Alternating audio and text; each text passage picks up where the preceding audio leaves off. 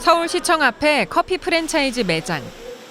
2년 전부터 일회용 컵 없는 에코 매장으로 운영되고 있습니다. 음료를 테이크아웃하면 다회용 컵 보증금이 1,000원 추가되는데 음료를 다 마신 후 무인 회수기에 반납하면 보증금을 돌려받을 수 있습니다. 카페뿐 아니라 시청 등 곳곳에 회수기를 설치한 결과 컵 반납률이 지난 6월 기준 88%를 기록했습니다.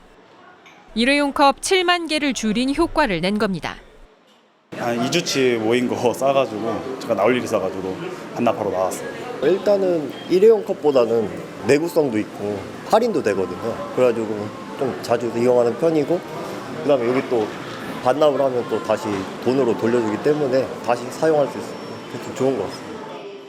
지난 2021년 시청 근처 카페를 중심으로 시작된 다회용 컵 사업은 장례식장, 경기장 등 서울 전역의 제로 플라스틱 거점 사업으로 확대되고 있습니다. 서울시는 향후 3년간 일회용 컵 1억 개를 줄여 플라스틱 재활용률을 10%포인트 끌어올릴 방침입니다. 대형 건물이 밀집된 서울에선 온실가스의 70%가 건물에서 나오는 만큼 건물의 에너지 효율을 높이는 것도 주요 과제입니다. 서울 중구 태평로에 위치한 생명보험사. 건물 전체 등기구를 고효율 인증 LED로 바꿨더니 올여름 조명을 사용하는 데 들어간 전력이 지난해 같은 기간보다 절반 이상 줄었습니다. 이와 함께 에너지 효율이 높은 엘리베이터를 설치하고 전력을 절전 운영하는 등의 방식으로 올여름 총 전기 사용량을 지난해보다 24% 감축할 수 있었습니다. 이 등기부 교체 공사로 인하여 워킹데이 기준으로만 따졌을 때 월 25,000kWh 이상의 에너지가 절감되는 효과를 볼 수 있었습니다. 서울시는 건물 온실가스 총량제를 단계적으로 시행하고 에너지 효율 리모델링 사업에 보조금을 확대 지원할 계획입니다. 건물 에너지 효율의 등급을 올리기 위한 어떤 리모델링 사업할 때는 제로공비로 저희가 3년치 5년 분할 상환의 조건으로 20억까지 융자 지원을 해주고 있고 필요한 부분은 그 금액을 좀 늘리려고 좀 고민하고 있습니다. 네, 일회용 컵 없는 매장과 에너지 효율 높은 건물 리포트에서 살펴봤습니다. 구균진 기자와 관련해서 더 얘기 나눠보겠습니다. 일회용 컵 대신 다회용 컵 사용하는 것, 한 사람 한 사람의 실천이 모이면 정말 유의미한 결과가 나올 거라고 생각합니다. 또 쉽게 실천할 수 있기도 하고요. 그만큼 서울시에서 플라스틱 줄이기 위해 사활을 걸고 있다고 하죠. 네, 그렇습니다. 우선 한국에서 얼마나 많은 플라스틱이 나오냐를 살펴보면요. 네. 2016년 기준 한국의 1인당 한 해 플라스틱 배출량은 88kg으로 미국과 영국에 이어 세 번째로 높았습니다. 특히 서울에서는 하루 동안 발생하는 이 폐플라스틱 양이 2014년 890여 톤에서 2021년 2,700여 톤으로 3배 이상 증가했는데요. 이런 폐플라스틱은 처리 과정에만 연간 40만 톤이 넘는 온실가스가 발생합니다. 이에 따라 서울시는 일상생활에서 가장 많이 사용하는 일회용품인 일회용 컵과 음식 배달 용기 등을 중점적으로 관리하기로 했습니다. 우선 카페에서 개인 컵에 음료를 주문하면 서울시가 300원을 추가로 할인해주는 제도를 이번 달까지 시범적으로 시행하고 있고요. 내후년인 2025년부터는 일회용 컵에 보증금 300원을 부과할 예정입니다. 당장 이번 달 24일부터는 매장 안에서 플라스틱 빨대와 종이컵, 우산 비닐 등도 사용할 수 없게 되고요.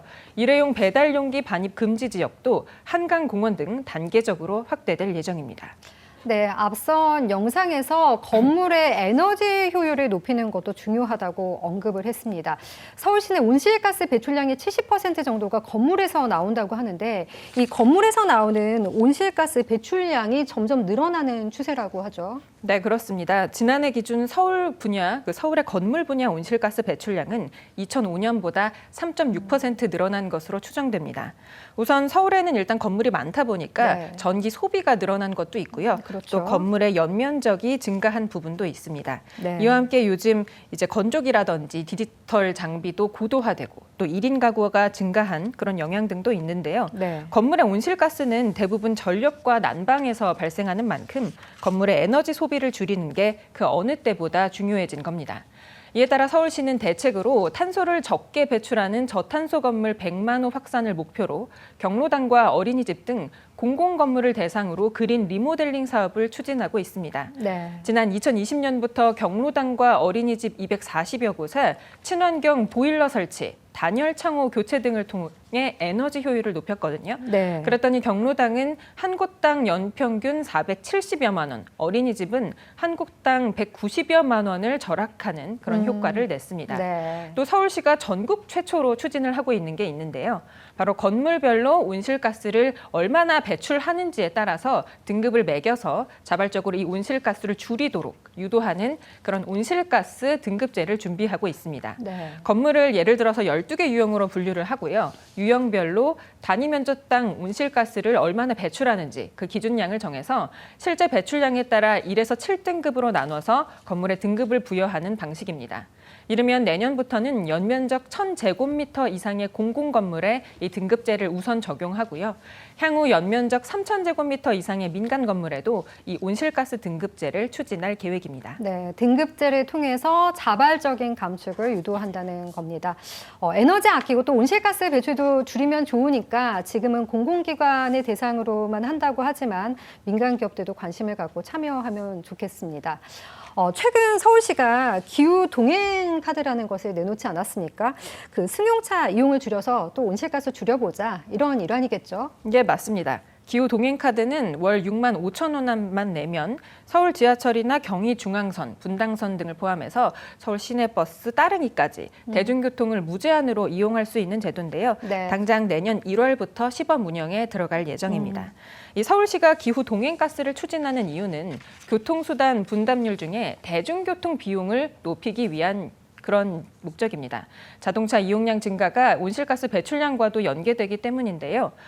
버스나 지하철이 1km를 이동할 때 온실가스를 각각 27.7g, 1.5g 배출하는 데 비해서 자동차는 이들의 10배에 가까운 210g을 배출합니다. 네. 시는 이 기후 동행 카드를 도입하면 연간 13,000대 승용차 이용이 줄고 또 온실가스도 32,000톤 감소할 것으로 예상하고 있습니다. 네. 기후위기 시대에 기업들의 ESG 경영도 중요해졌습니다. ESG는 얼마나 친환경적이고 또 사회적으로 얼마나 기여했는지 그리고 지배구조는 투명한지 등을 평가하는 요소인데요. 이 ESG 경영이 기업의 경쟁력이 되는 상황에서 서울시가 이제 기업들에게 교육을 하는 지원을 하고 있다고요. 네, 그렇습니다. 최근 이 글로벌 경영 환경이 말씀하신 것처럼 ESG 중심으로 이제 질서가 재편되고 있다고 보면 되겠는데요. 네. 특히 당장 지난달부터는 유럽연합에서 이 유럽연합 이외 국가들, 그러니까 수입 제품의 그 생산 과정에서 발생한 온실가스 배출량을 의무적으로 보고하라라고 하는 어떤 그런 탄소 국경 조정 제도가 시행이 되면서 네. 우리나라 수출 기업들이 준비할 게 굉장히 많아졌습니다.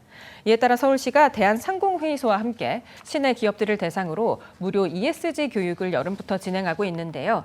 시작 4개월 만에 85개사가 교육을 수료했고 또 현재 올해 말까지 수강을 대기 중인 기업도 11곳이나 된다고 합니다. 담당 관계자를 만나고 왔는데요. 영상으로 만나보시죠.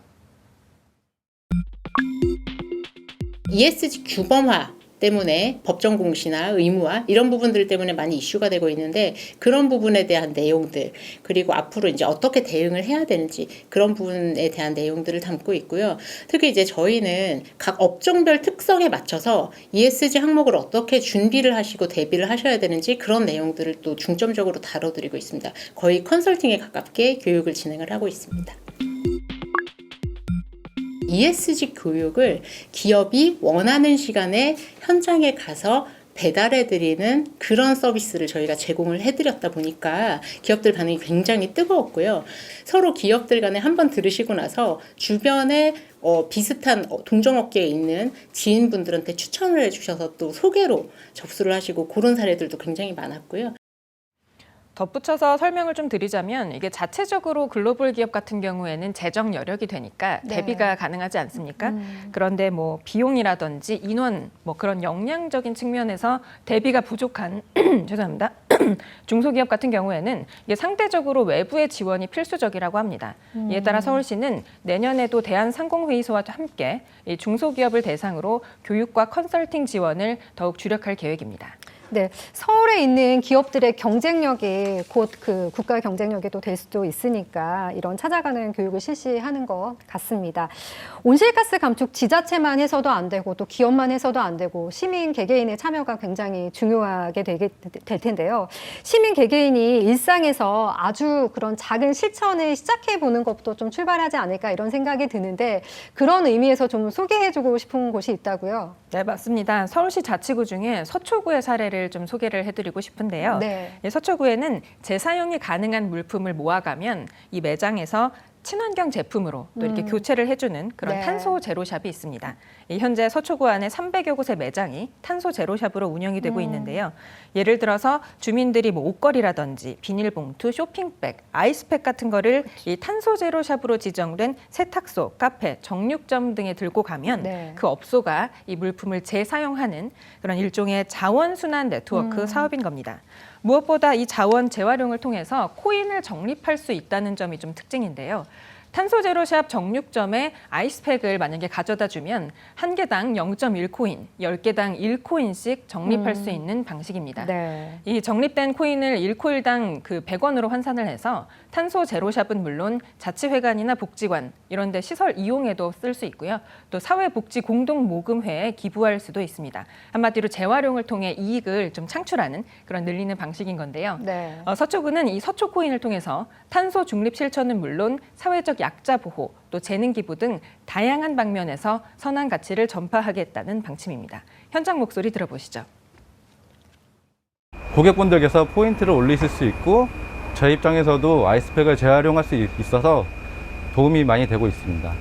앞으로는 탄소 제로샵 물품 전달이나 투명 페트병 수거 참여 외에도 아동학대 의심 사례 발굴 신고라든지 장난감 기부 등의 이런 선한 활동에 대해서도 서초코인을 적립받으실 수 있도록 더 사업을 확대해 나갈 예정입니다. 네, 뭐 옷걸이나 아이스팩, 비닐팩 많이 나오는 것들이니까 가져가셔서 좀 코인으로 교환하고 함께 이제 환경 보호의 실천 함께 해보시면 좋겠습니다. 최근 대외경제정책연구원이 이런 전망을 내놨다고 하죠. 현재 기후 정책이 유지된다면 전 세계의 평균 GDP가 2050년까지 20% 감소할 수 있다는 건데요. 기후위기는 이렇게 경제 위기이기도 하고 또 더 나아가 생명의 위기로 이어질 수 있습니다. 온실가스 감축 시급히 해결해야 할 과제이고 또 오늘 서울시가 추진하는 대책을 위주로 살펴봤는데요. 오늘 내가 당장에 실천할 수 있는 부분은 뭐가 있을지 저부터 진지하게 고민해 보겠습니다. 밀착 취재티 국인진 기자였습니다. 잘 들었습니다.